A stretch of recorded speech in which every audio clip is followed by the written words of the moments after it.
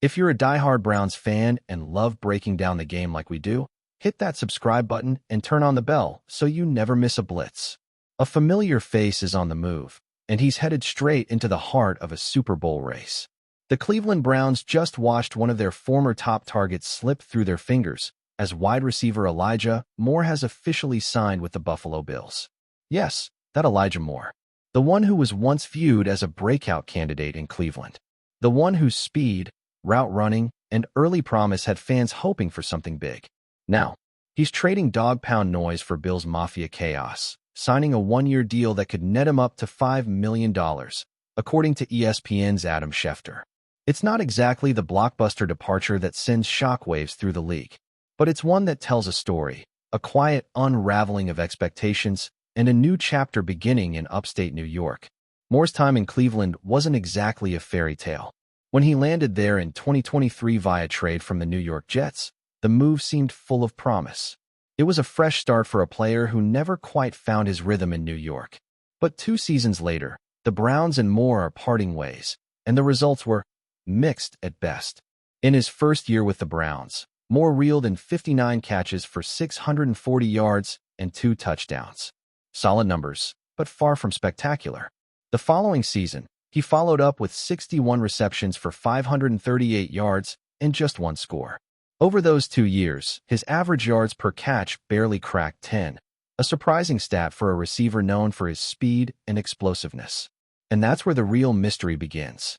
Why didn't it work? On paper, Moore has all the tools. He's 25 years old, fast, elusive, and was once a second-round pick out of Ole Miss for a reason. His highlight reels from college still pop with potential. So what happened in Cleveland? Was it Moore? Was it the system? Or was it something else entirely? Many would point to the quarterback carousel that plagued the Browns during Moore's stint. From Deshaun Watson's uncertain availability to a mix of backups and injuries, consistency was in short supply under center. And for a wideout like Moore, one who thrives on timing and chemistry, that can make all the difference.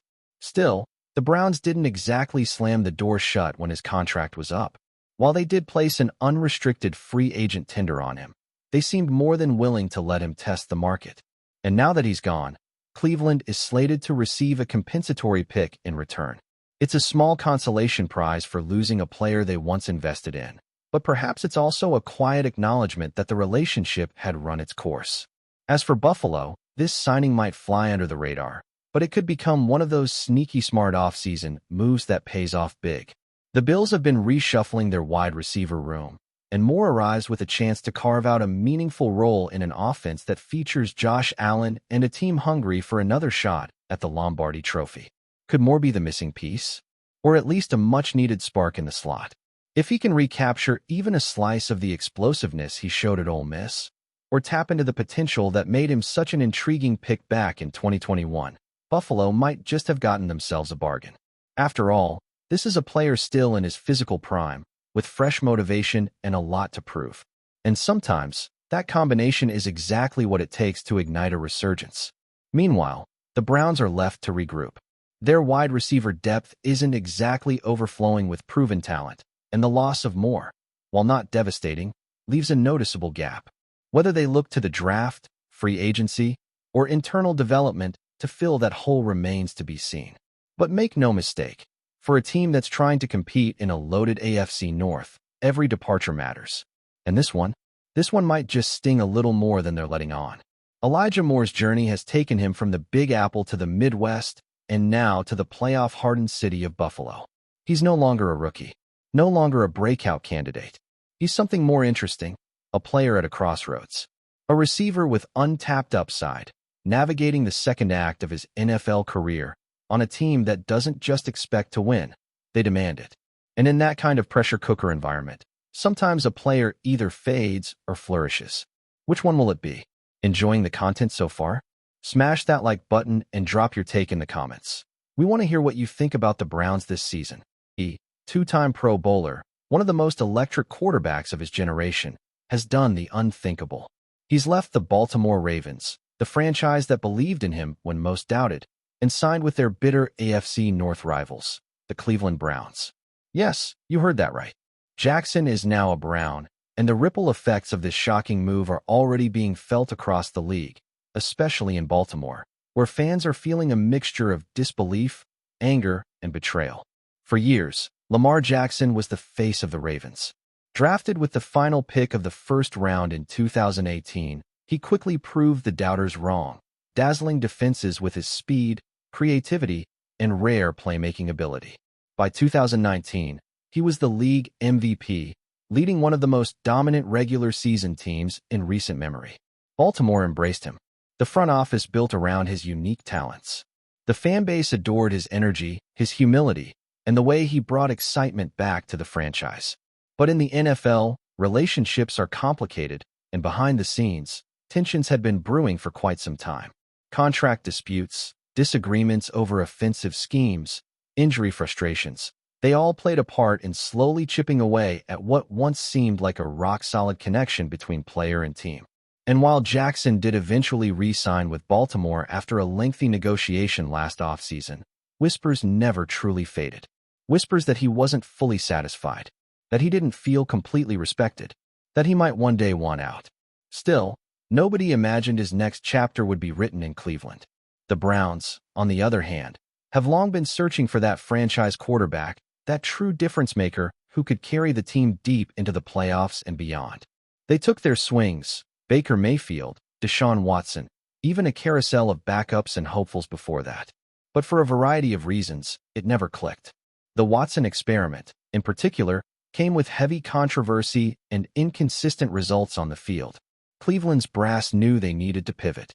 They needed a fresh face, a new direction. And when the opportunity to land Lamar Jackson arose, they didn't hesitate. The contract details haven't been fully disclosed yet, but sources close to the situation report it's a massive deal, one that makes Jackson among the highest-paid quarterbacks in league history. It also reportedly includes guarantees and incentives that reflect Jackson's value not just as a player, but as a transformational figure for a franchise that's desperate to turn the page. Cleveland is all in, and with good reason. They believe Lamar is the answer they've been searching for, the star who can finally lead them out of the long, dark tunnel of mediocrity. But while Browns fans are celebrating, Ravens Nation is fuming. Social media exploded within minutes of the news breaking. Traitor trended on X. Jerseys were burned in viral videos. Talk radio lit up with angry callers questioning how the Ravens could ever let this happen. For Baltimore, it's more than just losing a great player.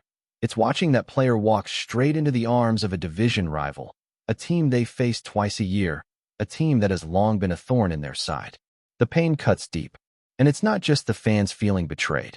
Inside the Ravens organization, there's reportedly a mix of shock and disappointment. Front office sources have admitted they didn't expect Jackson to choose Cleveland. They knew negotiations were stalling, but there was hope a late push could salvage things. That hope evaporated when Jackson inked the deal and donned that unfamiliar orange and brown. For a franchise that prided itself on stability, continuity, and loyalty, this is a wake-up call. From a football standpoint, the move reshapes the entire AFC North. The Bengals still have Joe Burrow. The Steelers are rebuilding with some intriguing young pieces, but now the Browns suddenly look like legitimate contenders. With a revamped defensive line, a defense anchored by Myles Garrett, and now one of the most dynamic quarterbacks in football, Cleveland is no longer a punchline.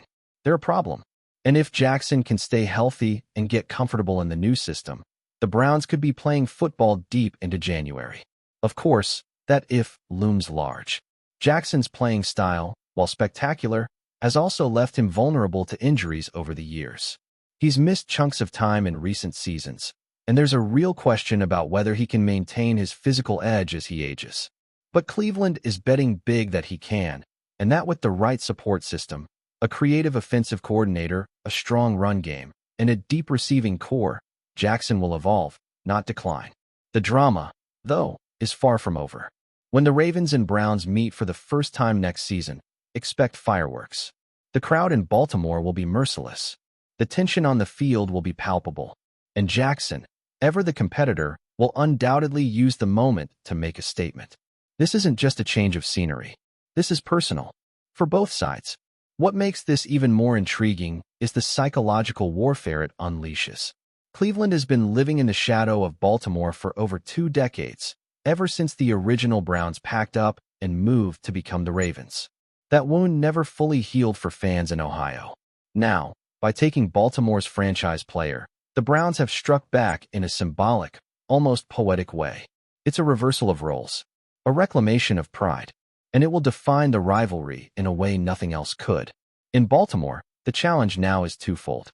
First, they have to find a new quarterback, someone who can step into the void left by one of the most unique talents in NFL history. And second, they have to convince their fan base, and perhaps themselves, that they can still win without Lamar, that they're not destined to slip back into irrelevance. It's a tall order, and the pressure is on. For Jackson, this is a legacy-defining moment. Leaving the team that drafted you is always a risk. Doing it to join their most hated rival? That's the stuff of legends, or infamy, depending on how the story ends. If he fails in Cleveland, the critics will be ruthless. But if he succeeds? If he leads the Browns to a Super Bowl, or even just consistent playoff success, he won't just rewrite his own story. He'll reshape the narrative of 2 entire franchises. Only time will tell how this gamble pays off. But one thing is certain. The NFL just got a whole lot more interesting. Rivalries mean more. Games carry extra weight. And fans, whether they're in Baltimore, Cleveland, or anywhere in between, will be watching with bated breath. Because this isn't just a free agency move. It's a seismic shift, a football earthquake, and its aftershocks are only beginning to be felt. Thanks for riding with us on another Browns Blitz. If you liked the video, share it with a fellow fan, hit subscribe, and ring that bell so you're always part of the Dawg Pound conversation. Go Browns!